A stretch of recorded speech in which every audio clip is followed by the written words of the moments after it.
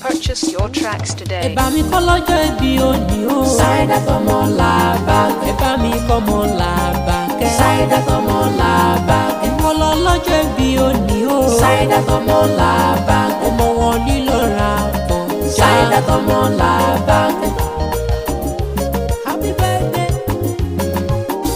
Omolabake o. Egbe. It's your birthday today, alayere. Purchase your tracks today.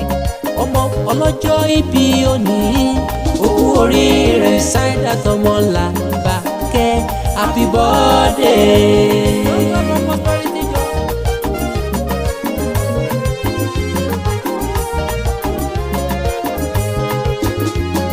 Èrò bá mi kọ́ Omolabake, ọlọ́jọ́ ìbí òní. Pretty lady mú kéésì máa ṣùn ìgangan ni. Àjò ṣáló ayò dájú akérò kó padà sílé. Ó ṣọjọ́ bí rẹ̀ lónìí dájú wá túbọ̀ ṣọ̀pọ̀ ọdún láyé. Saidat Omolabake ìgbádùn ọdún kan ni.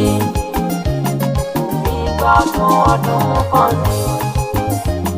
Ẹ bá mi kọ́ lọ́jọ́ ìbí òní o. Saidat Omolabake. Ẹ bá mi kọ́ Omolabake. Saidat Omolabake. Wọ́n lọ lọ́jọ́ ìbí òní o. Saidat Omolabake. Ọmọ wọn nílọ́ra pọ̀. Saidat Omolabake. Purchase your tracks today.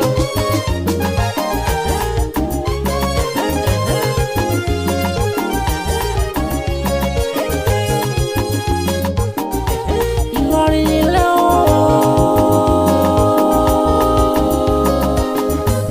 Ilorin Àfọ̀njá ẹnu dùn jù yọ nílé rẹ̀ onílé rẹ̀.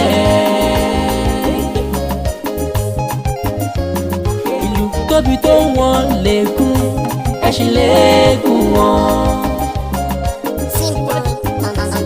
Ẹ̀yin lọ máa fi kéwú gbẹrú, ọmọ àfàdúrà gbọ́rẹ́. Purchase your tracks today.